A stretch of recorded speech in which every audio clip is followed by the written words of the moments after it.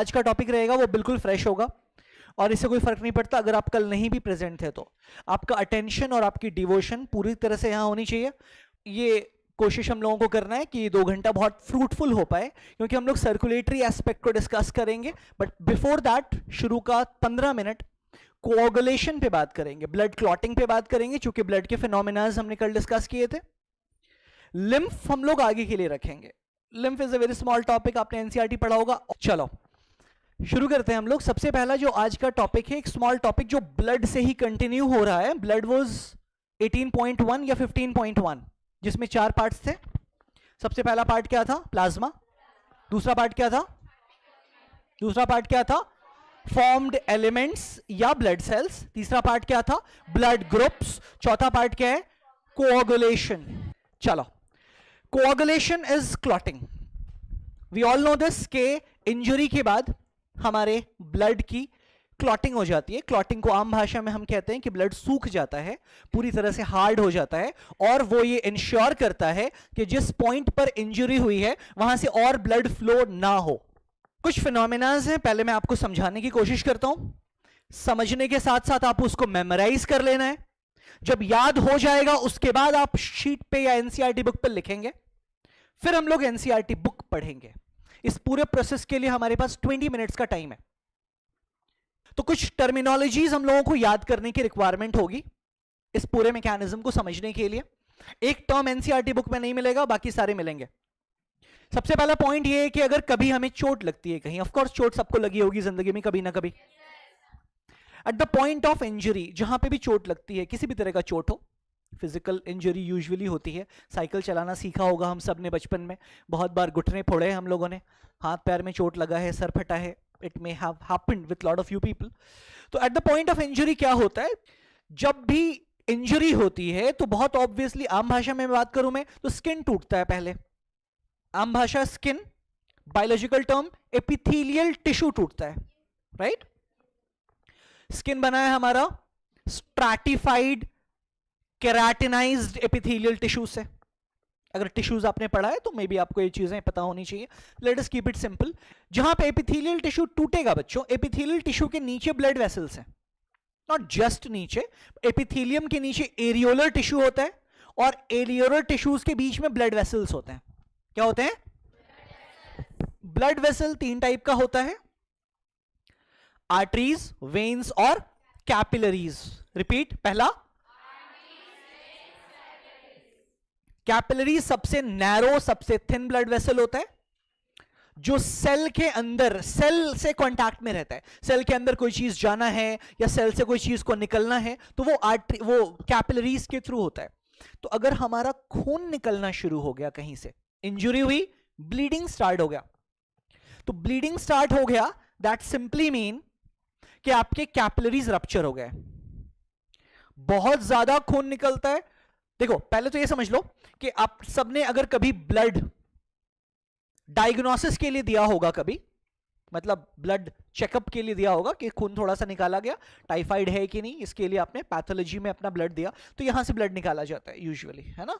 यहां पे आपने देखा है कि ग्रीन ग्रीन कलर के लंबे लंबे स्ट्रक्चर्स होते हैं, दीज आर वेन्स। आर्टरीज बहुत डीप होते हैं। Arteries actually are very deep in this muscles actually. Skin से ना ऊपर सबसे सुपरफिशियल स्ट्रक्चर जो है वो कैपिलरीज है, बट कैपिलरीज इतना पतला है कि कैपिलरीज से हम खून नहीं निकाल सकते। जो नीडल होता है ना, सिरिंज का नीडल, उससे भी बहुत पतला होता है कैपिलरी, तो हम लोग वेन से ब्लड निकालते हैं। तो ये जो ग्रीन कलर का आपको दिखाई देगा आपके हाथों पे, इधर भी दिखाई देगा, ये वेन्स है, ठीक है ना?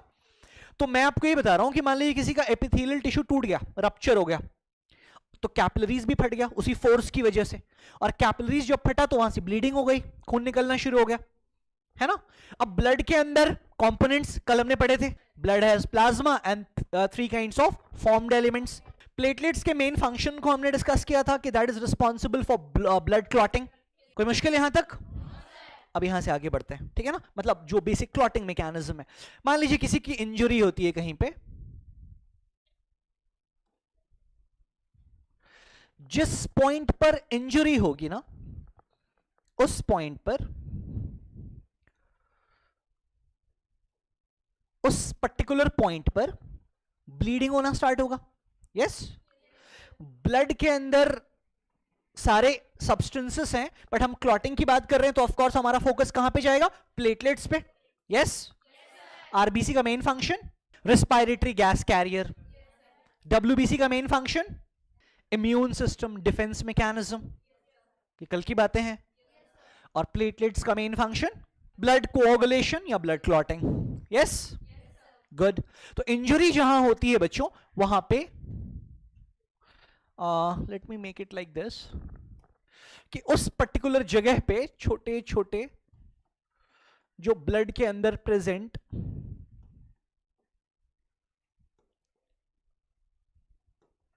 प्लेटलेट्स प्रेजेंट है ना, ये यहां से रिलीज करते हैं एक स्पेसिफिक केमिकल कंपाउंड जिसका नाम है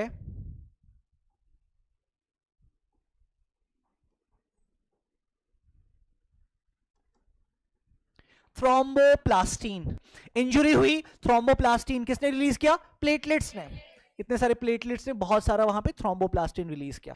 थ्रोम्बोप्लास्टिन वहां पे रिलीज हुआ, थ्रोम्बोप्लास्टिन ने अब इन टर्न वहां पे कुछ और केमिकल्स रिलीज किए जिनको हम कहते हैं,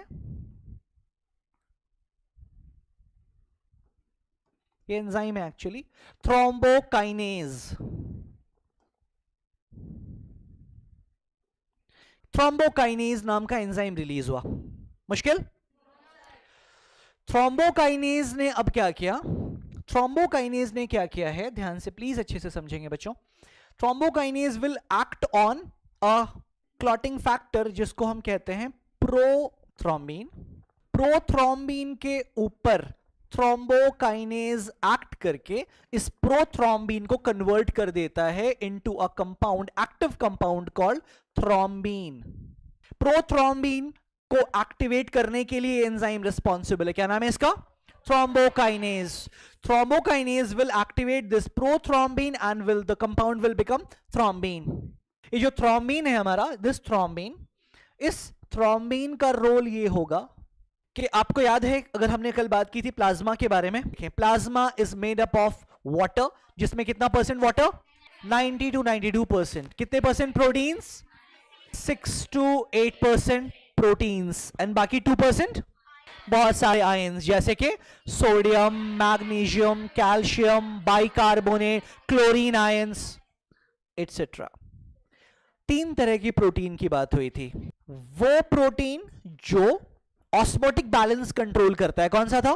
एल्ब्यूमिन। वो प्रोटीन जो डिफेंस मैकेनिज्म में हेल्प करता है, वो कौन सा था? फाइब्रिनोजेन। इसकी जरूरत पड़ेगी यहां पे। थ्रोम्बिन का रोल ये है कि ये फाइब्रिनोजेन को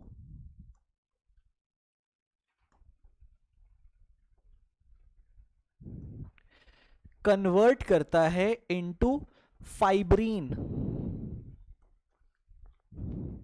फाइब्रिन फाइबर्स होते हैं, लंबे लंबे पतले पतले फाइबर्स होते हैं। चलो आ जाओ, खत्म हो गया।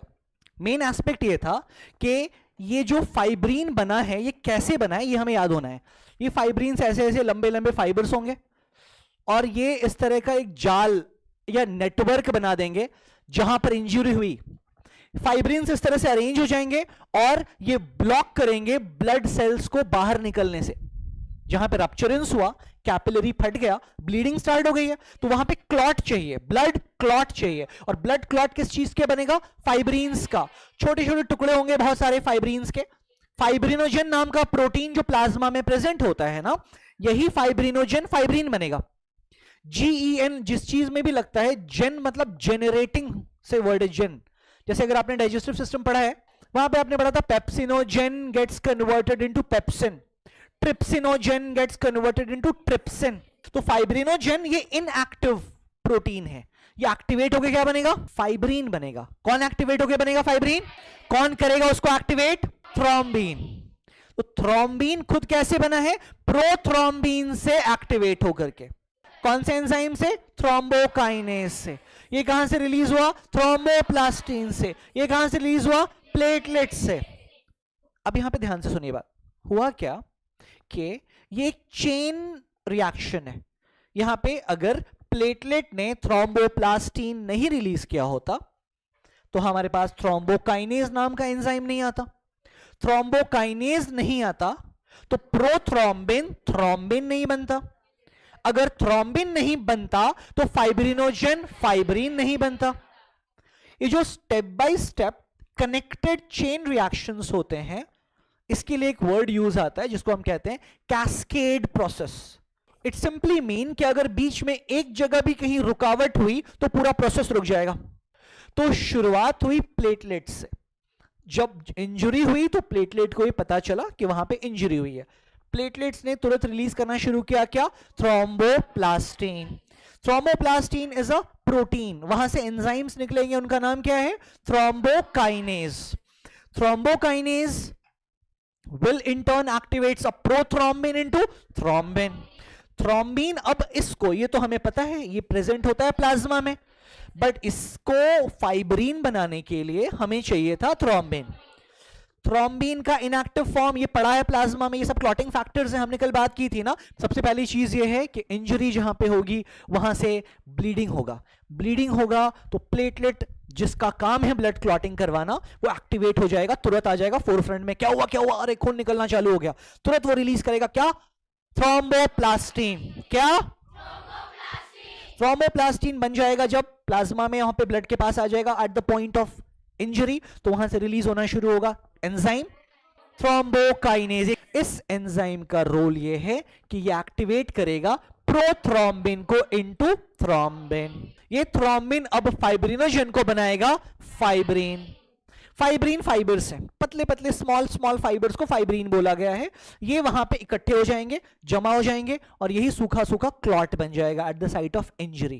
क्या क्या याद करने के लिए टर्म रहा, 1 2 3 4 5 6, सीक्वेंस पता होना चाहिए हमें। इसके अलावा ये बाकी सब एनसीईआरटी में लिखा हुआ है, अभी हम लोग पढ़ेंगे। ओके चलो आ जाओ जरा बुक पे, एनसीईआरटी बुक 15.4 या 18.4 depending on the book you have. नए बुक्स में ये चैप्टर नंबर 15 है, ओल्ड बुक में जहां पे डिलीटेड चैप्टर भी शामिल है ये चैप्टर नंबर 18 है। एरिथ्रोब्लास्टोसिस फिटिलिस याद है, फीमेल का ब्लड ग्रुप क्या है उस केस में, बहुत छोटा सा बेसिक सा फिनोमेना है। चलो आ जाओ, you know that when you cut your finger or hurt yourself, your wound does not continue to bleed for a long time. Usually the blood stops flowing after some time. Yes? चोट लगती है तो ऐसा नहीं कि blood निकलता रहता है 2 घंटा 3 घंटा, थोड़ी देर के बाद बंद हो जाता है। There is a phenomena जो आप हायर क्लासेस में पढ़ेंगे जिसको बोलते हैं bleeding time and clotting time, BT and CT। bleeding time and clotting time, bleeding time होता है 2 से 3 मिनट और क्लॉटिंग टाइम होता है 5 से 6 मिनट। ये नॉर्मल ब्लीडिंग टाइम है।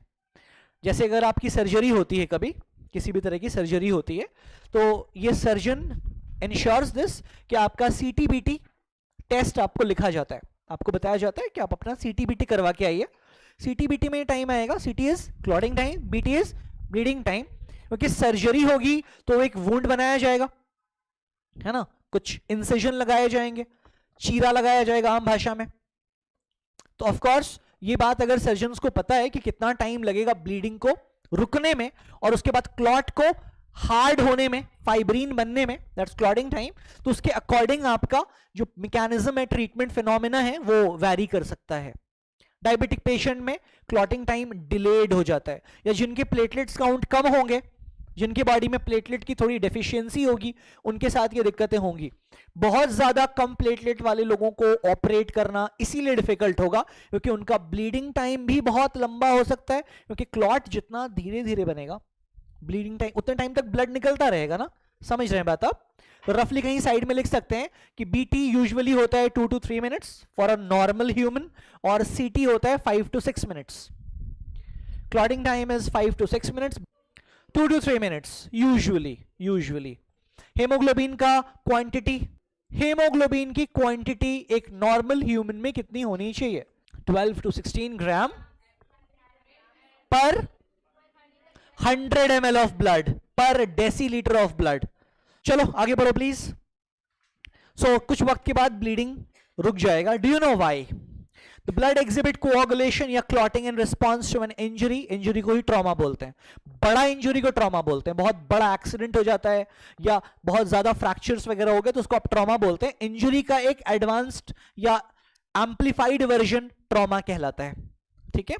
This is a mechanism to prevent the excessive loss of blood from the body. You would have observed a dark reddish brown scum वही clot formed at the site of cut or an injury over a period of time. कुछ दिन तक रहता है ऐसा black clot या scum, 10 दिन 15 दिन डिपेंडिंग ऑन के कितना बड़ा इंजरी हुआ है. So it is a clot या coagulum formed, ये सब similar words है, सबकी मीनिंग सेम है. Scum, clot, coagulum, they all mean the same. Formed mainly of a network of thread. Thread मतलब धागा. Network of thread. क्या बोलते हैं थ्रेड को? Fibrin. It is a clot or coagulum formed mainly of a network of threads called fibrin in which dead and damaged formed element मतलब blood cells. और fibrins के बारे में बात हुई. फाइब्रिन क्या कर रहा है? तो ये ट्रैप कर ले रहा है ब्लड वेसल्स, ब्लड सेल्स को, फॉर्म्ड एलिमेंट्स को. फाइब्रिन्स आर फॉर्म्ड, कैसे बना fibrin? Fibrins are formed by conversion of inactive fibrinogen in the plasma by the enzyme called fibrinogen को convert किया गया into fibrin by fibrins are formed by the conversion of inactive fibrinogen in the plasma by the enzyme called thrombin. Thrombins in turn are formed, prothrombin को convert किया गया into thrombin by the enzyme called thrombokinase. Thrombins in turn are formed from another inactive substance present in the plasma that's called prothrombin. An enzyme complex जिसका नाम है thrombokinase is required for the above reaction. मतलब conversion of prothrombin into thrombin के लिए एक enzyme चाहिए जिसका नाम है thrombokinase. This complex is formed by a series of linked enzymatic reaction. Bracket में क्या लिखा हुआ है? Cascade process. Chain reaction को step by step process को क्या बोलते हैं बच्चों? Cascade process. By a series of enzyme linked reactions called cascade process involving a number of factors present in the plasma in an inactive state. An injury or trauma stimulates the platelets in the blood to release certain factor which activates the mechanism of coagulation. Certain factor released by the tissue at the site of injury also can initiate the coagulation process. और last में आपको ये बोला गया है कि certain ions की requirement होती है इस process के लिए. वो ion कौन सा होता है? Calcium ion. यहां रिक्वायर्ड होगा हमारा Ca++, ठीक है. यहां पे भी रिक्वायर्ड होगा Ca++. कैल्शियम की जरूरत होगी. कैल्शियम का कैटायन इस प्रोसेस को हेल्प करेगा एनहेंस होने में. यही वजह है कि हमारा क्लॉट हार्ड हो जाता है. जैसे क्लॉट अगर आपने टच किया होगा तो स्किन के कंपैरिजन में थोड़ा टफ रहता है, हार्ड रहता है, क्योंकि उसमें कैल्शियम आकर के उसमें स्टिफनेस इंक्रीज करता है. लास्ट चैप्टर आपने पढ़ा है, आपने वहां पे एक हार्मोन का नाम पढ़ा है, आपने ग्लैंड पढ़ा था, एंडोक्राइन ग्लैंड, जिसमें ग्लैंड का नाम था parathyroid gland. Parathyroid gland releases a hormone called parathormone. Parathormone का काम ये होता है कि वो ब्लड में बोन से कैल्शियम निकाल के लाता है, इसलिए उसको हम लोग बोलते हैं हाइपर कैल्सेमिक हार्मोन. क्या बोलते हैं? हाइपर कैल्सेमिक इसलिए बोलते हैं क्योंकि उसका फंक्शन है, it increases the calcium level in the blood. Blood में कैल्शियम का क्या काम? ये काम. जब ब्लड क्लॉट करेगा तो कैल्शियम की जरूरत है. We all have been blessed with an organ called heart, जो हमारे बॉडी में, हमारे थोरैक्स में सेंट्रली प्लेस्ड है. रिपीट कर रहा हूं मैं, और एक एक वर्ड तोड़ के समझिएगा. मैंने बोला सारे इंसानों को नेचर ने, हमारे क्रिएटर ने एक हार्ट दिया है जो हमारे बॉडी में थोरैक्स में सेंट्रली प्लेस्ड है.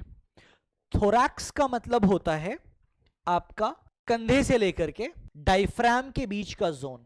कंधे से लेके कमर तक को हम लोग ट्रंक बोलते हैं, जो दो पार्ट में डिवाइडेड है. अपर ट्रंक को वर्ड यूज किया जाता है thorax, and the lower trunk is called abdomen. Abdomen में स्टमक है, लिवर है, किडनीज हैं, पैंक्रिया है, इंटेस्टाइन्स हैं, गॉल ब्लैडर है. ये सब एब्डोमिनल एरिया में पाए जाने वाले ऑर्गन्स हैं. थोरैक्स में लंग्स पाया जाता है, हार्ट पाया जाता है, ईसोफेगस पाया जाता है, ट्रैकिया पाया जाता है. ये सारे स्ट्रक्चर्स पाए जाते हैं थोरैक्स. थोरैक्स वो जोन है, आपने लोकोमोशन एंड मूवमेंट भी पढ़ी लिया है मेरे ख्याल से. रिब्स जिस एरिया को कवर करके रखता है दैट इज कॉल्ड थोरैक्स. ठीक है ना. आम भाषा में चेस्ट रीजन हम कह सकते हैं क्या है? थोरैक्स. और टमी रीजन इज एब्डोमेन, जिसके अंदर स्टमक, इंटेस्टाइन, किडनीज, ये सारे ऑर्गन्स आते हैं, ठीक है। यहां तक जहां तक हम बोन फील कर सकते हैं ना, ribs, that actually is thorax. कंधे से लेके यहां तक थोरैक्स है। तो मैं रिपीट कर रहा हूं स्टेटमेंट दोबारा। मैंने बोला every human has been provided with a heart which is present centrally in the thorax. Centrally का मतलब बीचों बीच। बचपन से या अभी तक हो सकता है कुछ बच्चों को यह मिसकॉन्सेप्शन हो कि हार्ट आपका लेफ्ट की तरफ होता है, क्योंकि धड़कन आप लेफ्ट की तरफ महसूस करते हैं। I want to make it very clear, heart बीच में होता है, बिल्कुल सेंटर ऑफ थोरैक्स में होता है, आपकी मुट्ठी के बराबर, as big as your fist, almost मुट्ठी के बराबर, और यहां पे होता है। हम लोग इस सवाल के जवाब पे आएंगे अभी थोड़ी देर के बाद कि धड़कन फिर लेफ्ट की तरफ क्यों महसूस होती। ऑफ कोर्स ये सवाल आपके दिमाग में आया होगा। So the fact is this कि हार्ट हमारा एक छोटा सा स्ट्रक्चर है, मुट्ठी के बराबर, as big as our fist, FIST, fist मतलब बंद मुट्ठी होता है। हार्ट एक स्पेशल टिश्यू का बना हुआ है जिसको हम कार्डियक मसल कहते हैं। पूरे बॉडी में इकलौता heart is the only organ जिसमें कार्डियक मसल्स होते हैं। बाकी बॉडी के किसी और ऑर्गन में कार्डियक मसल नहीं है। 3 तरह के मसल्स हैं हमारे बॉडी में, voluntary muscles, involuntary and cardiac muscle. Cardiac muscle is found only in our heart. Heart internally बहुत सारे कंपार्टमेंट्स में डिवाइडेड है। ओवरऑल 4 कंपार्टमेंट्स, 4 चैम्बर्स पाए जाते हैं हमारे हार्ट में। हार्ट के एक बेसिक स्ट्रक्चर पे की बातें करेंगे पहले हम लोग। मैं आपको एकदम फंडामेंटल स्ट्रक्चर बनाऊंगा पहले, जो थोड़ा इनअप्रोप्रिएट होगा एग्जाम पॉइंट ऑफ व्यू में, वो नहीं बनाना, बट समझने के लिए पहले उस डायग्राम का हम लोग इस्तेमाल करेंगे, फिर उसकी मॉडिफिकेशन करेंगे एग्जाम पॉइंट ऑफ व्यू से, ठीक है। तो एकदम बेसिक सा डायग्राम में बनाने की कोशिश कर रहा हूं। बचपन से आपने अपने दिमाग में हार्ट का ये स्ट्रक्चर रखा है। हार्ट के अंदर बातें नहीं होनी चाहिए। हार्ट के अंदर बच्चों टोटल 4 चैम्बर्स हैं। Heart is divided into 4 compartments, something like this, और हर एक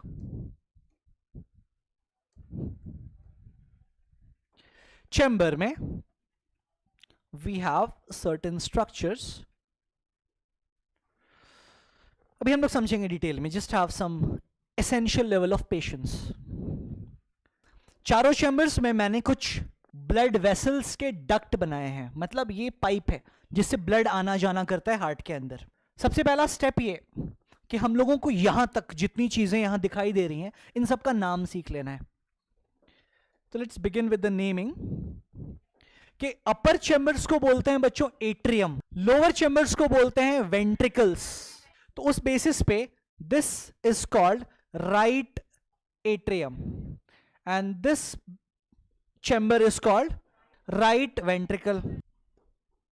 this chamber is called left atrium and this one is called left ventricle. पहला स्टेप, चारों चैम्बर्स का नाम क्लैरिटी से हमारे दिमाग में होना चाहिए।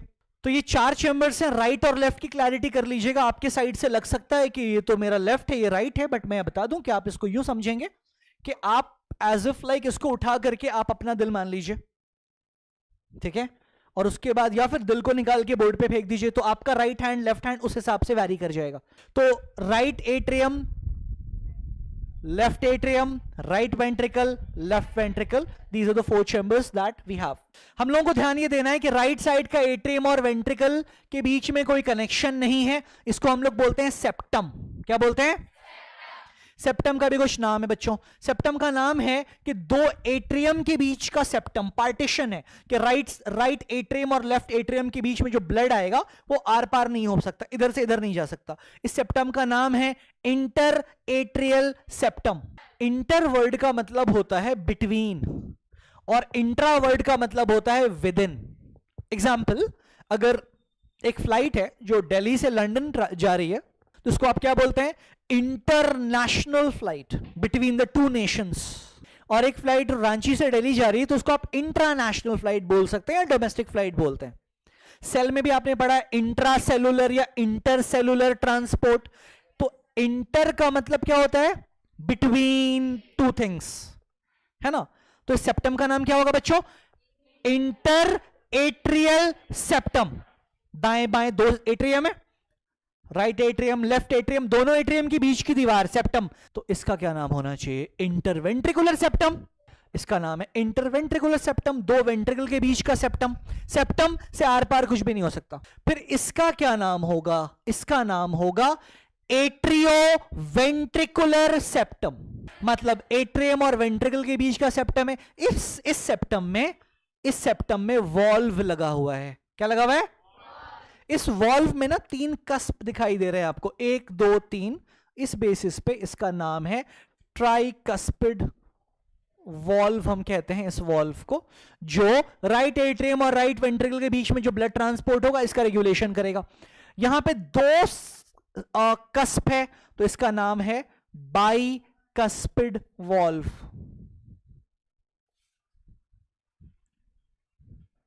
ट्राइकस्पिड एंड बाइकस्पिड वॉल्व, ठीक है ना? ये जो वॉल्व है, वॉल्व इज अ स्ट्रक्चर जिसके अंदर ओपन एंड क्लोज हो जाना, क्लोज ओपन होने की एबिलिटी होती है। प्रेशर लगने से ये वॉल्व खुल जाता है तो ब्लड ऊपर से नीचे आ जाता है, एट्रियम से वेंट्रिकल आ जाता है और नीचे से ऊपर नहीं जा सकता, मतलब बैकफ्लो ऑफ ब्लड नहीं हो सकता। वॉल्व का मेन काम होता है to prevent the backflow of blood. ये बात अभी थोड़ी देर में आगे हम लोग सीखेंगे, ठीक है ना? तो चलो फिलहाल ये हुआ कि हम लोगों ने 4 चैम्बर्स का नाम सीखा, हमने सेप्टम का नाम सीखा, हमने वॉल्व का नाम सीखा। अब जो बोर्ड पे बच गया वो है ब्लड वेसल्स, जो आपको दिख रहे हैं यहां पे, ये आपको हर चैम्बर में दिख रहे हैं। हर चैम्बर में ब्लड वेसल है, पतला पतला पाइप है, कुछ ब्लड को लेके आता है, कुछ ब्लड को लेके हार्ट से बाहर जाता है। हमें सीखना है सबसे पहले कि इसका नाम है सुपीरियर वीना कावा। क्या नाम है?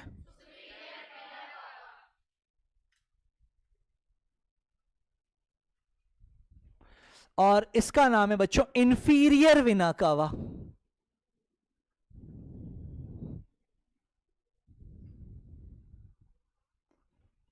ऊपर है तो उसका नाम है सुपीरियर वीना कावा, नीचे वाले ब्लड वेसल का नाम है इंफीरियर वीना कावा, ठीक है? इस वाले ब्लड वेसल का नाम है पल्मोनरी आर्टरी। क्या नाम है?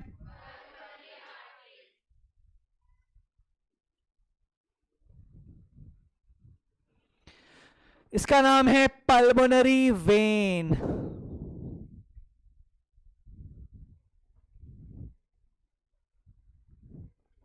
और इसका नाम है अओर्टा, AORTA। अब यहां से सीखना शुरू करना है। स्ट्रक्चर में प्राइमरी बातें, अभी बहुत सारी बात सीखेंगे, बट ये प्राइमरी बात को सीख लीजिए पहले। हार्ट में कितने चैम्बर्स? 4। अपर चैम्बर को एट्रियम बोलेंगे, नीचे वाले चैम्बर्स को वेंट्रिकल्स बोलेंगे, ठीक है ना? सेप्टम्स का नाम क्लियर हो गया, inter atrial septum, inter ventricular septum, atrio ventricular septum, ये वाला एट्रियो वेंट्रिकुलर, ये वाला इंटर एट्रियल, ये वाला इंटर वेंट्रिकुलर सेप्टम। ये वॉल्व है यहां पे, ट्राइकस्पिड बाइकस्पिड, इधर सेमिलूनर वॉल्व होगा, वो सारी बातें अभी आगे आएंगी। Blood vessel most important thing to understand the working of heart. जो सबसे जरूरी चीज है हार्ट काम कैसे करता है ये बात समझने के लिए, वो है आपको ब्लड वेसल समझना होगा। कि हमारे बॉडी में जब ब्लड सर्कुलेट कर रहा है, ब्लड एक जगह से दूसरी जगह जा रहा है, कल हमने बात की थी सर्कुलेशन का मतलब क्या होता है, सर्कल से वर्ड है सर्कुलेशन। तो जब ब्लड मेरे हाथ में, यहां पे जो ब्लड था, थोड़ी देर के बाद ये ब्लड यहां नहीं रहेगा, कहीं और चला जाएगा। तो कारण ये है कि जब ब्लड के पास न्यूट्रिशन था, ब्लड के पास ऑक्सीजन था, तो सेल ने ले लिया उससे। जब ब्लड में ऑक्सीजन की प्रेजेंस थी तो इस ब्लड को क्या बोलते हैं? Oxygenated blood, oxygenated blood. लेकिन इस ऑक्सीजन को from the blood cell absorb कर लेता है ताकि वो एटीपी बना सके। कैसे? ये बात रेस्पिरेशन ऑफ इन प्लांट्स में आप पढ़ेंगे, क्रेब्स साइकिल क्या होता है। बट सेल को ऑक्सीजन की जरूरत है एटीपी बनाने के लिए, तो ब्लड में जब ऑक्सीजन था, मतलब ऑक्सीजनेटेड ब्लड जब वहां से गुजर रहा था, तो सेल ने ले लिया ऑक्सीजन। अब ये ब्लड बन गया डीऑक्सीजनेटेड। अब ये जब डीऑक्सीजनेटेड ब्लड बन गया तो इसको दोबारा ऑक्सीजनेटेड होने के लिए लंग्स में जाना पड़ेगा। Lungs is a reservoir of oxygen. ने सांस लिया, सारा ऑक्सीजन लंग्स में गया। अब लंग्स में पहुंचने के लिए एक पंप की जरूरत है जो प्रेशर लगा करके इसको लंग्स में पहुंचाए। मेरे पैर का ब्लड ऊपर चढ़ेगा तो लंग्स में पहुंचेगा ना। लंग्स में डायरेक्टली नहीं जा सकता कोई भी ब्लड। लंग्स में जाने के लिए ब्लड को हार्ट में जाना पड़ेगा। हार्ट कॉन्ट्रैक्ट करेगा जिससे एक प्रेशर बनेगा और उस प्रेशर से ब्लड कहां जाएगा? लंग्स में। कौन सा ब्लड जाएगा लंग्स में? डीऑक्सीजनेटेड वाला। मैंने बोला कि हमारे बॉडी में जो डीऑक्सीजनेटेड ब्लड होता है, पहली बात कि ब्लड में जब ऑक्सीजन है तो उसको क्या बोलते हैं? Oxygenated blood. जब उसका ऑक्सीजन खत्म हो जाता है तो क्या बोलते हैं? खत्म मतलब कैसे खत्म हो गया? सेल ने ले लिया। Cell absorbs the oxygen for the purpose of ATP formation, ATP synthesis, Kreb cycle के लिए सेल को ऑक्सीजन चाहिए होता है लगातार। आप सो रहे हैं तब भी आपकी बॉडी में एटीपी बन रहे हैं। मैं खड़े खड़े आपसे बोल रहा हूं, मेरा बहुत एटीपी खर्च हो रहा है, खर्च भी हो रहा है, बनता भी जा रहा है, तो मुझे सांस भी लेते रहना पड़ेगा प्रॉपर्ली। इसीलिए एक ह्यूमन सांस को थोड़ी देर के लिए भी ढंग से नहीं रोक सकता। 5 मिनट भी किसी का नाक और मुंह बंद कर दिया जाए तो हमें सफोकेशन स्टार्ट हो जाएगा। बिकॉज हमारे बॉडी में जो एटीपी की जरूरत है ना, ये कंटिन्यूअसली है। एटीपी बनता जाता है, खर्च होता जाता है, बनता जाता है, खर्च होता जाता है। तो अगर खर्च हो रहा है और बनना बंद हो गया तो हमें दिक्कत महसूस होगी ना। तो for that reason we need to breathe nicely. ये बात रेस्पिरेशन चैप्टर में आप पढ़ेंगे या ब्रीदिंग में पढ़ेंगे अच्छे से। तो जब ब्लड में ऑक्सीजन प्रेजेंट है तो ब्लड को क्या बोलेंगे? ऑक्सीजनेटेड। अब कहानी ऐसी है कि हमारी बॉडी में लगातार ऑक्सीजनेटेड ब्लड से ऑक्सीजन खींच लिया जा रहा है by the different parts of the body, है ना। तो ये ब्लड कैसा बन गया? डीऑक्सीजनेटेड। अब इसको दोबारा ऑक्सीजनेटेड होने के लिए आना पड़ेगा अल्टीमेटली लंग्स में, बट लंग्स का रास्ता डायरेक्ट नहीं है, it has to go to the heart और हार्ट से ही जाएगा लंग्स में। हमारे बॉडी के डिफरेंट पार्ट से डीऑक्सीजनेटेड ब्लड थोड़ा थोड़ा करके हार्ट के राइट एट्रियम में लाया जाता है। Deoxygenated blood from the different parts of the body is brought to right atrium में लाया जाएगा, ठीक है। राइट एट्रियम में लाया जाएगा deoxygenated blood by vena cava, superior and inferior vena cava. Heart के ऊपर के ऑर्गन से, नेक से, शोल्डर से, फेस से, ब्रेन से जितना भी डीऑक्सीजनेटेड ब्लड होगा ना, ये राइट एट्रियम में कौन लाएगा? सुपीरियर वेना कावा। हार्ट के नीचे से जो डीऑक्सीजनेटेड ब्लड होगा वो कौन लाएगा? Inferior vena cava. दोनों वेना कावा से थोड़ा थोड़ा करके हार्ट के राइट एट्रियम में डीऑक्सीजनेटेड ब्लड जमा होता है। राइट एट्रियम में जो डीऑक्सीजनेटेड ब्लड जमा हो जाएगा, ये फिर राइट एट्रियम से राइट वेंट्रिकल में जाएगा। कि ये वॉल्व का काम, वॉल्व ना पूरा बंद नहीं रहता है, valve is not completely closed, valve हल्का फुल्का खुला रहता है। तो ब्लड राइट एट्रियम में आता जाता है और ये लीक होके नीचे जाता रहता है थोड़ा थोड़ा। राइट एट्रियम कॉन्ट्रैक्ट करता है तो जितना भी ब्लड था वो धक्का से, प्रेशर से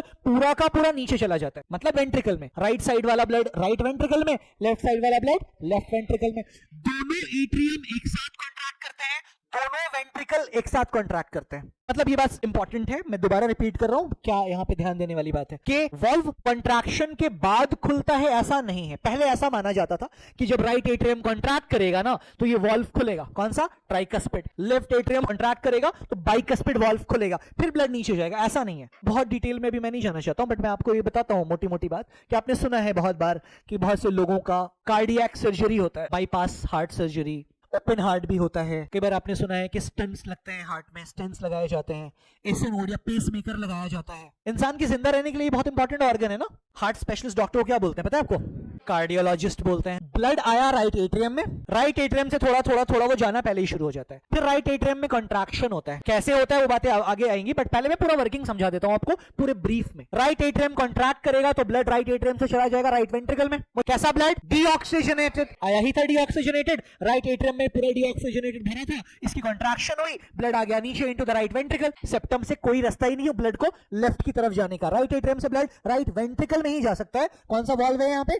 ट्राइकस्पिड। Cuspid, CUSPID। ये कस्प है, ये एक कस्प, दो कस्प, तीन कस्प, इसलिए ट्राइकस्पिड। ट्राइकस्पिड वॉल्व खुला, ब्लड आ गया राइट एट्रियम से into right ventricle. Okay, deoxygenated blood. Right ventricle में कॉन्ट्रैक्शन होगा। जब राइट वेंट्रिकल कॉन्ट्रैक्ट करेगा ना तो यहां पे जो ब्लड है डीऑक्सीजनेटेड वाला, ये बाहर निकलेगा। इधर तो जा नहीं सकता, यहां से एक रास्ता है, एक ब्लड वेसल है। क्या नाम है इस ब्लड वेसल का? Pulmonary artery.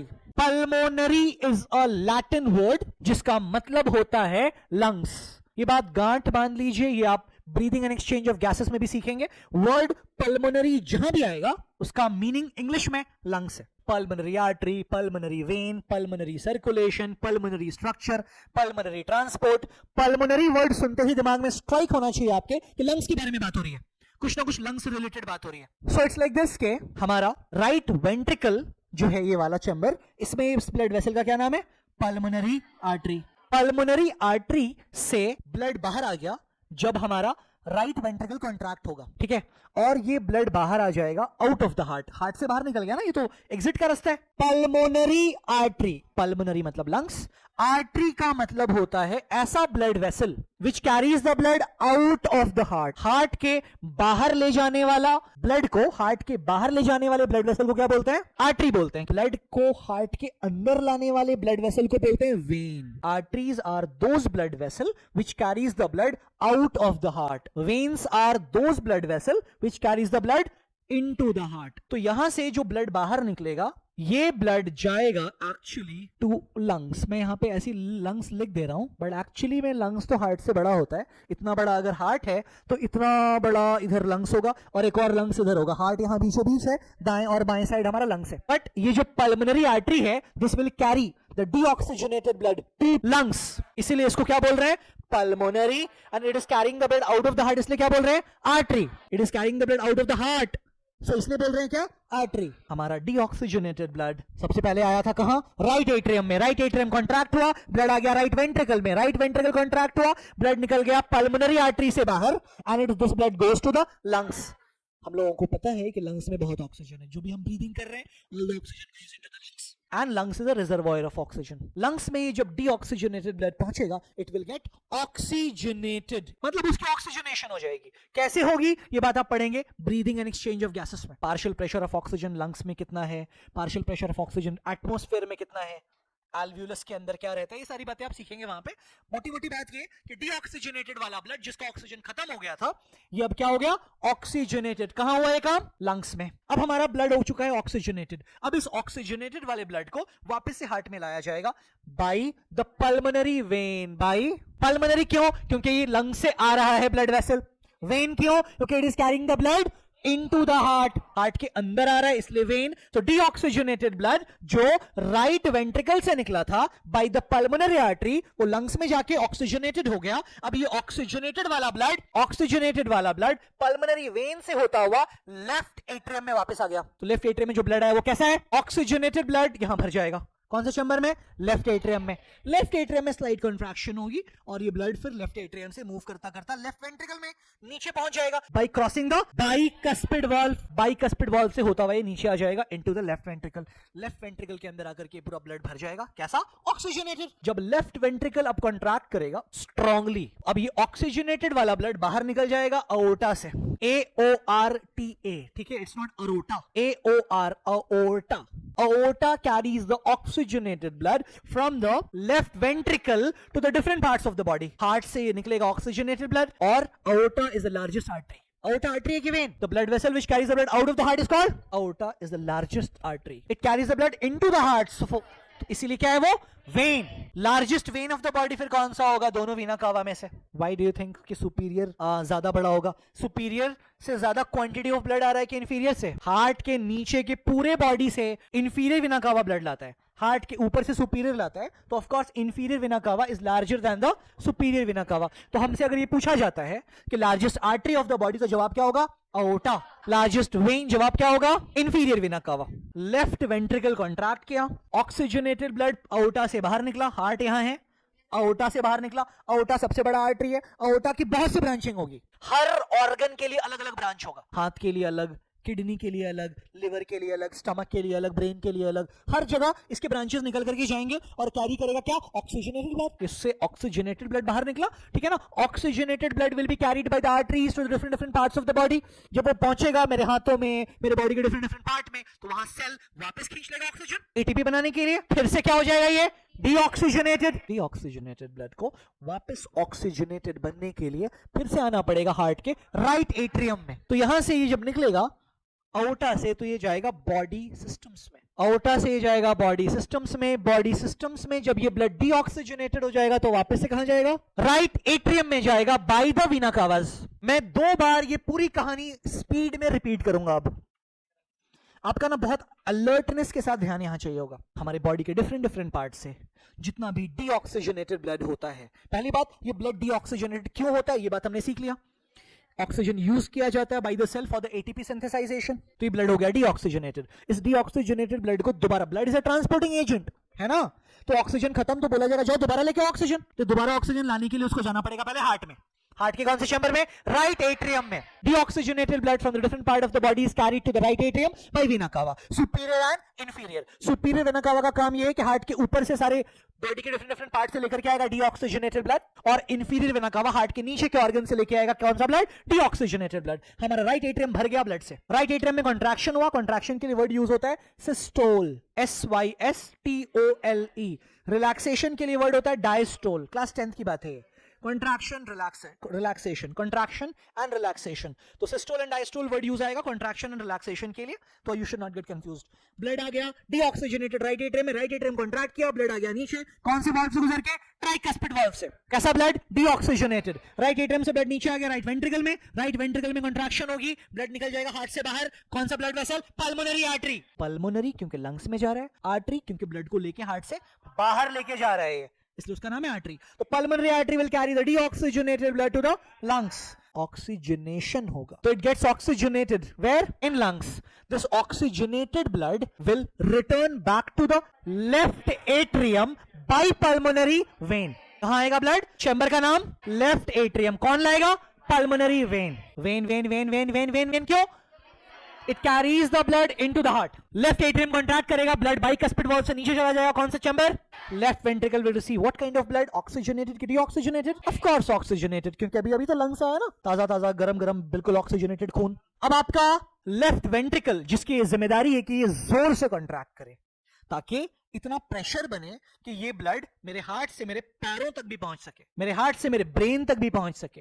तो हमारा लेफ्ट वेंट्रिकल बाकी के तीनों चैम्बर के कंपैरिजन में, 4 चैम्बर है ना, देखो ध्यान से समझो जरा बात. इन चारों चैम्बर में सबसे ज्यादा बड़ा चैम्बर आपको ये दिखाया गया है. दिख रहा है आपको? मैंने सीधा लाइन नहीं खींचा है, मैंने इसको बड़ा दिखाया है क्योंकि ये सबसे बड़ा चैम्बर होता है, सबसे ज्यादा मस्कुलर भी होता है. कारण ये कि इसमें बहुत जोर से कॉन्ट्रैक्शन होता है.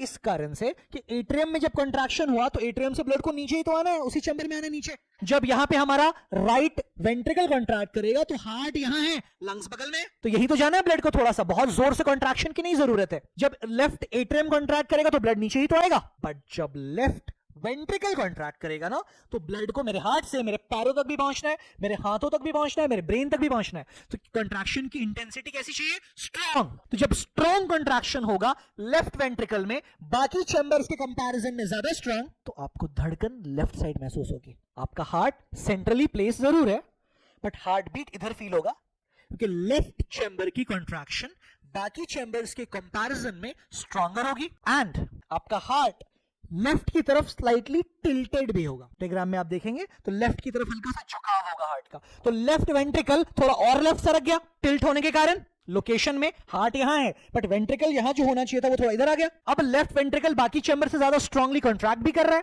तो हमें धक धक फील ज्यादा लेफ्ट की तरफ हो रहा है. मिल गया जवाब? मैकेनिज्म एक बार दोबारा जल्दी जल्दी fast. Deoxygenated blood from the different parts of the body is brought to the right atrium. मैं बोलूंगा सिर्फ राइट एट्रियम में आएगा कैसा ब्लड? डीऑक्सीजनेटेड. कौन लाएगा? Vena cava. सुपीरियर वेना कावा हार्ट के ऊपर से, इंफीरियर वेना कावा हार्ट के नीचे के ऑर्गन से ब्लड लाएगा. Deoxygenated blood. ब्लड भर गया किसमें? राइट एट्रियम में. राइट एट्रियम में होगा सिस्टोल. सिस्टोल को क्या बोलते हैं? Contraction. Blood from the right atrium goes into the right ventricle crossing the atrioventricular septum जिसमें वॉल्व लगा है. वॉल्व का नाम क्या है? Tricuspid valve. ट्राइकस्पिड वॉल्व से ब्लड आ गया नीचे into the right ventricle. Right ventricle में कॉन्ट्रैक्शन हुई, ब्लड बाहर निकला by pulmonary artery. This blood will be taken into the lungs. Pulmonary में जाएगा है ना, पल्मोनरी में ऑक्सीजनेशन होगा. Oxygenated blood from the lungs will be taken into the left atrium by pulmonary vein. तो left atrium receives oxygenated blood. ठीक है, left atrium के अंदर आएगा ब्लड, फिर लेफ्ट एट्रियम में कॉन्ट्रैक्शन से ब्लड नीचे. कहां नीचे? Left ventricle. कौन से वाल्व से गुजर के? बाइकस्पिड वाल्व से. तो लेफ्ट वेंट्रिकल में ब्लड पहुंचा ऑक्सीजनेटेड वाला. लेफ्ट वेंट्रिकल बाकी चैम्बर्स की कंपैरिजन में ज्यादा जोर से कॉन्ट्रैक्ट हुआ और इस स्ट्रॉन्ग कॉन्ट्रैक्शन के कारण ये ऑक्सीजनेटेड ब्लड बाहर निकला अओर्टा से और different parts of the body में डिस्ट्रीब्यूट हो गया. ब्लड पहुंचा बॉडी सिस्टम्स में. बॉडी सिस्टम्स में टिश्यूज हैं, सेल्स हैं, ऑर्गन्स हैं, उन्होंने खींच लिया ऑक्सीजन एटीपी बनाने के लिए. फिर से क्या बन गया? डीऑक्सीजनेटेड बन गया. तो दोबारा ऑक्सीजनेशन के लिए क्या करना पड़ेगा? इसको दोबारा आना पड़ेगा राइट एट्रियम में. अब ध्यान से समझ लीजिए मेरी बात. धक धक महसूस कर पा रहे हैं आप? खुद का महसूस कीजिए. ये जो धक धक है ना, एक single heart beat, this is tentatively for around 0.8 seconds. 1 minute में आपका दिल 72 टाइम्स धड़कता है ऑन एन एवरेज. तो अगर हम ये कहें कि एक धड़कन में कितना वक्त लगता है तो आपका जवाब होगा 0.8 second, less than 1 second. 1 second से भी थोड़ा सा कम। अगर हम ये कहते हैं कि 1 मिनट में 60 बार धड़कता है, तो हम कहते हैं ना 1 सेकंड में 1 बार धड़कता है, तो 1 सेकंड से तो ज्यादा और कम ही टाइम लग रहा है ना। तो आप कैलकुलेशन करेंगे यूनिटरी मेथड से, तो आपका वैल्यू आएगा 0.8 सेकंड। तो ये जो कहानी है ना, ये जो कहानी है बॉडी के डिफरेंट पार्ट से डीऑक्सीजनेटेड ब्लड का राइट एट्रियम में आना, राइट एट्रियम से राइट वेंट्रिकल में जाना, राइट वेंट्रिकल से पल्मोनरी आर्टरी से होता हुआ लंग्स में जाना, लंग्स में ऑक्सीजनेटेड होना, ऑक्सीजनेट होकर के लेफ्ट एट्रियम में आना, लेफ्ट एट्रियम से लेफ्ट वेंट्रिकल में जाना, और लेफ्ट वेंट्रिकल से ऑर्टा से बाहर निकल जाना। जितना मुझे बोलने में टाइम लग गया ना, उससे बहुत कम टाइम में काम हो जाता है। धक धक का मतलब एक सर्कुलेशन, एक कार्डियक साइकिल फिनिश। 1 मिनट में कितना cardiac cycle? 72 cardiac cycle. Cardiac cycle का मतलब है flow of blood in the heart. Heart में ब्लड का आना, हार्ट से निकल करके लंग्स में जाना, लंग्स से वापस फिर से हार्ट में आना, फिर से ऑक्सीजनेटेड वाले ब्लड का हार्ट से ओर्टा से निकलना, ये जो पूरा साइक्लिक इवेंट है, this is called cardiac cycle. And 1 cardiac cycle कितना वक्त लेता है, ये सिर्फ समझने के लिए। अब फर्क क्या है कि हमने यहाँ पे जो पल्मोनरी आर्टरी यहां से निकाला, ओर्टा यहां से निकाला, वो एक्चुअली कैसे निकलता है मैं आपको बता दूंगा अभी, डोंट वरी। बट ये सीखने के लिए हम लोग इसको अगर अडॉप्ट कर लेंगे तो ये हमें लंबे टाइम तक दिमाग में रहेगा। अगर ये रफली देखो, एक चीज और मैं बता दूं आपको साथ साथ यहीं पे, कि हम लोगों ने अपने कन्वीनियंस के लिए, कंसेप्चुअलाइजेशन के लिए एक्चुअली यहां से निकाल के मैंने आपको क्या बताया, क्या ये पल्मोनरी आर्टरी। एक्चुअली में पल्मोनरी आर्टरी निकलेगा इसी चैम्बर से। चैम्बर का नाम क्या है? Right ventricle. बट वो इधर से ऐसे नहीं निकलेगा, इसकी जो लोकेशन होगी बच्चों वो ये होगी कि ये अंदर अंदर ऐसे करके निकलेगा और ये इसका एक लूप बनेगा, फिर वो नीचे जाकर के डिस्ट्रीब्यूट हो जाएगा 2 पार्ट में, और दोनों साइड लंग्स में लेके जाएगा डीऑक्सीजनेटेड वाला ब्लड। बट ये सिर्फ समझने के लिए आपको बताया गया था, ताकि आपके दिमाग में रहे, और मतलब just for the basic understanding, वरना ये बहुत ज्यादा कॉम्प्लिकेशन कॉज होता है। सिमिलरली हमारा जो ऑक्सीजनेटेड ब्लड निकलेगा ना, वो यहां ऐसे करके ओर्टा से नहीं निकलेगा, वो कहां से निकलेगा? सेम तरीका होगा, ये ऐसे ऐसे जाएगा ऊपर ऊपर, और इधर ऐसे करके निकलेगा। ये आपको दिखाई दे रहा होगा अपनी शीट में भी। अरे बस समझ, चैम्बर यही है। कौन से चैम्बर से निकलेगा ओर्टा? लेफ्ट वेंट्रिकल से। लेफ्ट वेंट्रिकल से ही निकलेगा, बट ये आसान लगता है कि चलो लेफ्ट वेंट्रिकल से निकलेगा, वी कैन अंडरस्टैंड दैट। ये बात याद हो जानी चाहिए कि ब्लड वेसल का नाम क्या है और चैम्बर से निकल रहा है, कर क्या रहा है? ऑक्सीजनेटेड ब्लड लेके जा रहा है, बट उसकी एग्जैक्ट पोजीशनिंग ऐसी होगी जो मतलब it's not that difficult for you to understand. अगला पॉइंट, हमारा जो हार्ट है कितना बड़ा है? हमारी मुट्ठी के बराबर ऑलमोस्ट। इस हार्ट के ऊपर बाहर से एक पतली सी कवरिंग होती है, एक मेम्ब्रेन की, जिसका नाम होता है पेरिकार्डियम। क्या नाम होता है इसका? पेरी का मतलब बाहर होता है, पेरीमीटर, पेरीफेरी, ये वर्ड सुना है हम लोगों ने। तो पेरी किसका? कार्डिया का, तो इसका नाम क्या है? Pericardium. Pericardium is a outer membrane of the heart. Heart के बाहर एक पतला सा मेम्ब्रेन है जो उसको प्रोटेक्शन प्रोवाइड करता है, दिस इज कॉल्ड पेरिकार्डियम। ये सब एसेसरी एक्स्ट्रा बातें हैं जो भी दिमाग में बिठाते चलिएगा साथ साथ। नेक्स्ट थिंग, हमारे राइट एट्रियम में we have some nodal tissue. Nodal tissue बोला जाता है नर्व के क्लस्टर को। नर्व एक्चुअली वुड बी, आपने न्यूरल कंट्रोल एंड कोऑर्डिनेशन पढ़ लिया है, नर्वस सिस्टम पढ़ लिया है ना आपने। नोड, NODE, नोड का मतलब होता है गांठ, है ना, नॉट, KNOT, नॉट। तो नर्व्स के गांठ को आप नोड बोलते हैं, ठीक है। हमारे राइट एट्रियम में हमारे पास 2 नोड होते हैं, एक नोड होता है यहां और एक नोड होता है यहां। मतलब राइट एट्रियम के टॉप राइट कॉर्नर पे एक नोड है, और राइट एट्रियम में लोअर लेफ्ट कॉर्नर पे एक नोड है, या एट्रियम और वेंट्रिकल के बीच के जंक्शन पे एक नोड है। क्या है? नोड। इस नोड का नाम है SA node, cyano atrial node. Short form में क्या बोलते हैं इसको? SA node. This node is called AV node. Full form है इसका एट्रियो वेंट्रिकुलर नोड। एट्रियम और वेंट्रिकल के बीच में वो AV node and SA node. Short form में इसको बोलेंगे बच्चों AV नोड। हम लोगों को ये बात समझना है यहाँ पे कि हार्ट हमारा खुद से धक धक धक धक धक धक कैसे करता रहता है। How does it contracts and relax on its own. यहां तक कि इस बात आप अभी आप कुछ दिनों में 12th में पहुंचेंगे। 12th में आप पहला यूनिट पढ़ेंगे रिप्रोडक्शन, चैप्टर नंबर 2 पढ़ेंगे आप ह्यूमन रिप्रोडक्शन। वहां पे आप ये बात सीखेंगे कि एक बच्चा या बच्ची जब अपने मां के कोक में डेवलप होना शुरू होता है तो 1 मंथ के बाद में उसका हार्ट बीट करना स्टार्ट कर देता है। 1 month का embryo has a developed heart and it starts contraction relaxation systole diastole. बाकी के 8 महीने तक उसका हार्ट फंक्शनली एक्टिव रहता है, बच्चे के पैदा होने से पहले हार्ट बन जाता है। और ये जो स्ट्रक्चर है हमारा कार्डियक टिश्यू का बना हुआ, कार्डियक मसल का बना हुआ, इसमें कॉन्ट्रैक्ट रिलैक्स होने की फिनोमिना आती है इन नोड से। 2 नोड है, SA node and AV node, exact location है ये। एसए नोड को बच्चों बोलते हैं pacemaker of the heart, मतलब धड़कन की बिगिनिंग यहां से होती है। दिस इज अ स्ट्रक्चर जहां से हार्ट बीट करना शुरू होता है, मतलब कॉन्ट्रैक्शन होगा हार्ट का। तो देखो अब इसके ट्रांसपोर्टेशन, ये जो इंपल्स बनेगा ये कंडक्ट कैसे होगा ये सीखना है थोड़ा, बहुत बेसिक बात सीखेंगे, बाकी कल सीखेंगे। एसए नोड ऑटो एक्साइटेटरी होता है, नर्व के डेरिवेशन का बना हुआ है, नर्व से डेराइव्ड स्ट्रक्चर है, तो इसके अंदर ऑटो एक्साइटेबिलिटी होती है। मतलब इस बात को समझ लो अच्छे से कि हार्ट, इंसानों में हार्ट को आप बोलते हैं, heart is actually myogenic in nature. या डर्मल लेयर से भी आपने नहीं पढ़े होंगे, रिप्रोडक्शन में आप पढ़ेंगे, 3 जर्मिनल लेयर होता है, इसको डर्मा लेयर बोलते हैं, एक्टोडर्म, एंडोडर्म एंड मेसोडर्म। तो लेट अस अवॉइड दैट। देखो होता ये है बच्चों के एसए नोड से इंपल्स जनरेट होता है, ये इंपल्स ट्रैवल करता हुआ पहुंचता है एवी नोड तक, ये इंपल्स ट्रैवल करता करता पहुंचता है एवी नोड तक। अब एवी नोड की ये जिम्मेदारी है कि पूरे के पूरे हार्ट की दीवारों पे ये ट्रांसमिशन पहुंच पाए। ये सब होगा इलेक्ट्रिकल सिग्नल के फॉर्म में, जैसे हमारे नर्व में कंडक्शन होता है। हमारे नर्व में अगर मैं आपको एक गर्म ऑब्जेक्ट यहां पे टच किया जाए तो आपको पता चलेगा, महसूस होगा, एहसास होगा कुछ गर्म है। आपका ध्यान, आपकी आंख उधर है, आपके हाथ पे एक आइस क्यूब टच किया जाए तो आपको पता चल जाएगा ठंडा है कुछ। गर्म चम्मच टच किया जाएगा, आपको पता चल जाएगा गर्म है कुछ। बिना देखे पता चल जाएगा, महसूस करके, क्योंकि सेंसेशन हमारे ब्रेन तक पहुंचाया जाएगा by the conduction of nerve. Similarly SA node से इंपल्स जनरेट होगा, ठीक है ना, एसए नोड से इंपल्स जनरेट होगा और ये पहुंचेगा एवी नोड तक। कौन से नोड तक? एवी नोड से अब इसको पहुंचना है पूरे हार्ट के चैम्बर्स में। हर चैम्बर में एसए नोड एवी नोड नहीं है, खाली पहले चैम्बर में। लेकिन जब इंपल्स जनरेट हो गया ना तो अब this will be transported. Please इसको समझ लो, थोड़ा सा इंपॉर्टेंट है ये चैम्बर्स जो होते हैं ना, ये थोड़े थिक होते हैं, मस्कुलर। एक लाइन हमने बना दिया समझने के लिए, बट एक्चुअली ये सब थोड़े थिक चैम्बर्स हैं, मस्कुलर चैम्बर्स हैं। हमारे इंटरवेंट्रिकुलर सेप्टम में, मतलब इस सेप्टम की बात हो रही है, पतले पतले फाइबर्स हैं, बहुत पतले पतले फाइबर्स हैं, ऐसे फाइबर्स हैं जो डिस्ट्रीब्यूटेड है, जो ऊपर की तरफ भी गए, इधर भी गए, बहुत सारे फाइबर्स हैं। बंडल है जिसको बंडल ऑफ हिस बोला जाता है। फाइबर को बोलते हैं परकिंजे फाइबर। ये सब हम लोग कल पढ़ेंगे, अभी मैं चाहता हूं कम से कम थोड़ी थोड़ी बातें दिमाग में आ जाए।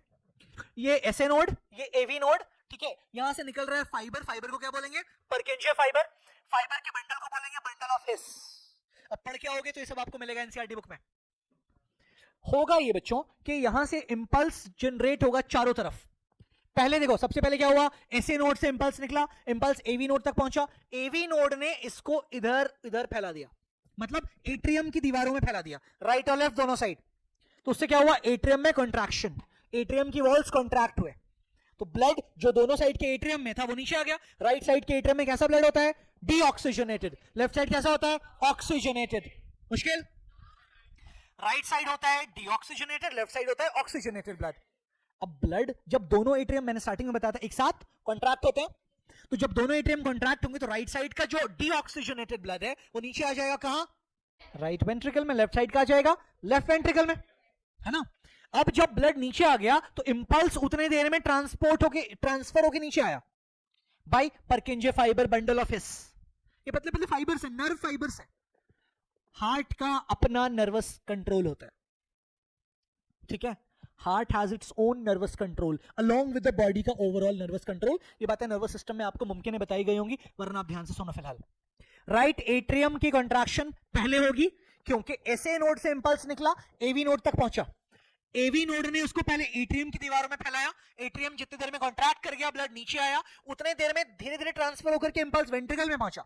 अब वेंट्रिकल में कॉन्ट्रैक्शन होगा तो वेंट्रिकल राइट और दोनों एक साथ कॉन्ट्रैक्ट करेगा ना, तो जो हमारा राइट साइड का वेंट्रिकल है यहां से निकलेगा डीऑक्सीजनेटेड ब्लड बाहर बाय द पल्मोनरी आर्टरी, और यहां से निकलेगा ऑक्सीजनेटेड ब्लड बाहर बाय द aorta।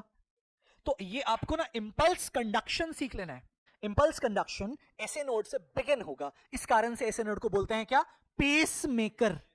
कुछ लोगों में ये नॉन फंक्शनल हो जाता है उम्र के साथ, तो हमें कई बार आर्टिफिशियल पेसमेकर की भी जरूरत पड़ती है। छोटा सा मशीन डाला जाता है आपके हार्ट के बाहर जो कंडक्शन करता हुआ ये ऐसे नोड का काम करता है। आर्टिफिशियल पेसमेकर अगर किसी को लगाया जाएगा तो उन लोगों को फिर बहुत सारी चीज़ों का ख्याल रखना पड़ेगा, जैसे कि सेलफोन्स से बहुत नज़दीक नहीं रखना है, उसको पॉकेट्स में नहीं रखना है, दूर रखना है। रेडिएशंस होते हैं ना इसमें, वाईफाई जोन में उनका रहना थोड़ा डिफिकल्ट होगा। किसी भी हार्मफुल रेडिएशन से पेसमेकर गड़बड़ होगा, आपको कुछ सालों के बाद इसको रिप्लेस कराने की रिक्वायरमेंट हो सकती है कि हो। और भी बहुत सारे क्वेश्चंस की जरूरत होगी, वो हम लोग हार्ट के डिसऑर्डर में चैप्टर के लास्ट में पढ़ेंगे। हमारी मोटी मोटी बात ये थी आज सिर्फ structure and working of heart से रिलेटेड। सर्कुलेशन के मैकेनिज्म में हमने जो सीखा है आज, that is structure of heart. Heart 4 chamber से बना हुआ है। कौन से टिश्यू से बना हुआ है? कार्डियक मसल से। 4 चैम्बर में अपर चैम्बर को क्या बोलते हैं? एट्रियम। लोअर चैम्बर को क्या बोलते हैं? वेंट्रिकल। ठीक है ना? राइट और लेफ्ट में एकदम सेपरेशन है। ठीक है, राइट साइड रहता है डीऑक्सीजनेटेड वाला ब्लड, लेफ्ट साइड रहता है ऑक्सीजनेटेड वाला ब्लड। पूरे बॉडी से डीऑक्सीजनेटेड ब्लड आकर के जमा होता है राइट एट्रियम में। राइट एट्रियम से कंट्रैक्शन होकर के ब्लड जाता है राइट वेंट्रिकल में। राइट वेंट्रिकल से ब्लड निकलता है पल्मोनरी आर्टरी से और जाता है लंग्स में। लंग्स में होता है ऑक्सीजनेशन। ऑक्सीजनेटेड ब्लड अब रिटर्न होता है लेफ्ट एट्रियम में पल्मोनरी वेन से। पल्मोनरी वेन से ऑक्सीजनेटेड ब्लड जब लेफ्ट एट्रियम में आता है तो लेफ्ट एट्रियम कॉन्ट्रैक्ट करता है। कॉन्ट्रैक्शन के बाद ऑक्सीजनेटेड ब्लड नीचे जाता है कहां? लेफ्ट वेंट्रिकल में। ये कंफ्यूजिंग हो सकता है, ventricle atrium ventricle left right, but ये अगर ये डायग्राम दिमाग में रहेगा ना तो कभी कंफ्यूजन नहीं होगा। अब्सॉर्ब दिस, और ये मुमकिन है आपको लाइफ लॉन्ग याद रहे। तो बहुत सिंपल सी बात ये है कि ये जो चैम्बर्स हैं, इसमें जो ब्लड वेसल है, इसमें जो वॉल्व है, ये क्लियरली हमें याद रहना रिक्वायर्ड है। ठीक है ना? छोटा सा चीज और, हार्ट साउंड। हार्ट साउंड को बोलते हैं बच्चों लब एंड डब। 2 हार्ट साउंड होता है जिसको हम इन जनरल कहते हैं आम भाषा में धक धक धक धक, बट एक्चुअली टेक्निकली दैट्स लब डब लब डब। ठीक है? अगर आपको एक डोर ओपन करना पड़े, इसी डोर को इमेजिन कर लो कि दरवाजा खोलना पड़ा।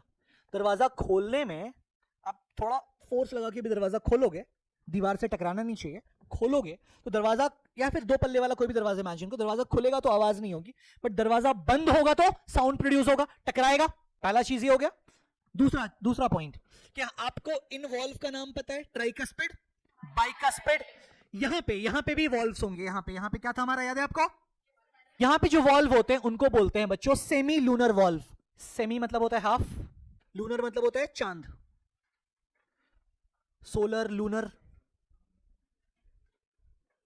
Semi lunar valve. इसका एक्चुअली शेप कुछ ऐसा होता है, आधा चांद की तरह डी शेप, ऐसा वॉल्व होता है। दोनों साइड से उल्टा डी, एक साइड सीधा डी, तो ये इस शेप का होता है रफली। ये खुलना बंद होना, इसके अंदर भी एबिलिटी होती है क्योंकि वॉल्व है। तो वॉल्व है तो ऑफ कोर्स खुलेगा, प्रेशर लगेगा तो खुलेगा, प्रेशर खत्म होगा तो बंद होगा। ध्यान से सुनो बात।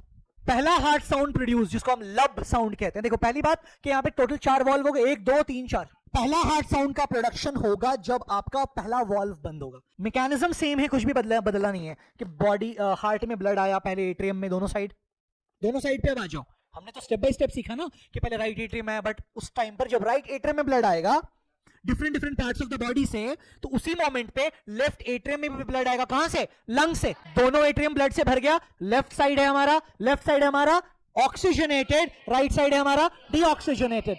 दोनों एट्रियम कॉन्ट्रैक्ट हुआ, ब्लड चला गया नीचे। राइट साइड डीऑक्सीजनेटेड ब्लड भरा हुआ है, लेफ्ट साइड ऑक्सीजनेटेड ब्लड भरा हुआ है। अब यहां से कहानी शुरू होती है। आपके दोनों वेंट्रिकल में ब्लड भरा हुआ है, राइट साइड है डीऑक्सीजनेटेड ब्लड, लेफ्ट साइड है ऑक्सीजनेटेड ब्लड।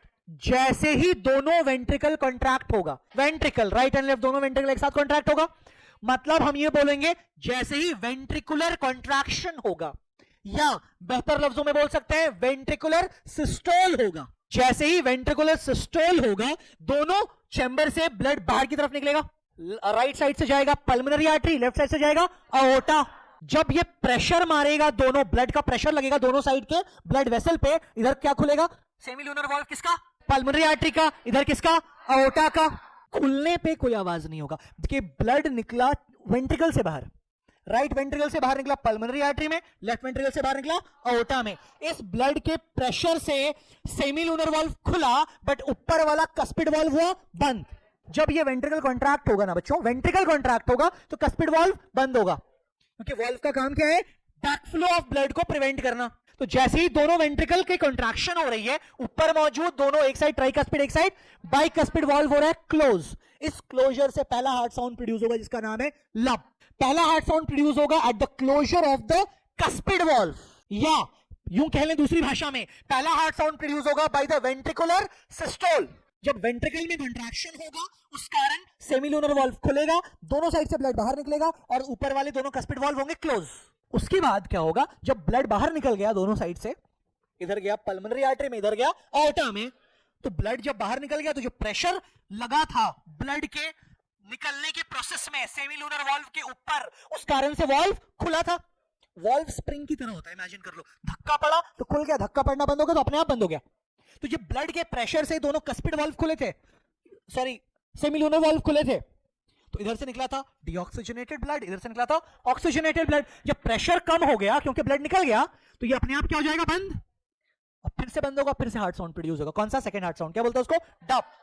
तो पहला हार्ट साउंड प्रोड्यूस होगा at the closure of cuspid valve, second heart sound produce होगा at the closure of semilunar valve. ये एक भाषा का, ये एक लैंग्वेज में क्वेश्चन पूछा जाता है, इसी को हम अदर वे में ये पूछा जाता है, कई बार पूछा गया है नीट में, हार्ट साउंड पे बहुत क्वेश्चन है नीट में। अब दूसरा लैंग्वेज उसकी इस बात को समझने का ये होता है कि first heart sound is produced at the ventricular systole, second heart sound is produced at the ventricular diastole. Diastole मतलब वेंट्रिकल रिलैक्स हुआ, वेंट्रिकल रिलैक्स होते ही प्रेशर लगना बंद हुआ, ब्लड प्रेशर लगना बंद हुआ, प्रेशर से खुला हुआ था हमारा सेमिलूनर वाल्व, सेमिलूनर वाल्व बंद हो गया, खुला था प्रेशर से, बंद हुआ तो दोबारा हार्ट साउंड प्रोड्यूस हुआ। आई अंडरस्टैंड कि काफी लोग समझ रहे हैं इस बात को, कुछ बच्चों को थोड़ी कंफ्यूजन हो रही होगी। कल हम लोगों को जो चीजें सीखना है that would be ECG, electrocardiograph क्या होता है, वर्ड सुना आपने ईसीजी, ये फेवरेट टॉपिक है नीट एग्जाम में इस चैप्टर का। छोटा सा टॉपिक है बट बहुत क्वेश्चंस यहां से पूछे गए हैं पास्ट में। हार्ट डिसऑर्डर पे बात कर लेंगे, लिम्फ पे बात कर लेंगे। तो मैं एक बार हार्ट साउंड के बारे में दोबारा बता रहा हूं। हार्ट साउंड में दो बातें हैं, दोनों बार क्लोजर ऑफ वाल्व पे हार्ट साउंड प्रोड्यूस होगा। पहला हार्ट साउंड प्रोड्यूस होगा at the closure of cuspid valve, जो होगा वेंट्रिकुलर कॉन्ट्रैक्शन के टाइम पर। वेंट्रिकुलर कॉन्ट्रैक्शन को क्या बोलते हैं, वेंट्रिकुलर सिस्टोल। दूसरा हार्ट साउंड प्रोड्यूस होगा जब ये वेंट्रिकल रिलैक्स कर रहा है, रिलैक्सेशन को क्या बोलते हैं, डायस्टोल। वेंट्रिकुलर डायस्टोल की वजह से आपका सेमिलूनर वाल्व क्या हो रहा है, क्लोज। पढ़ के आना, things would be easy for you.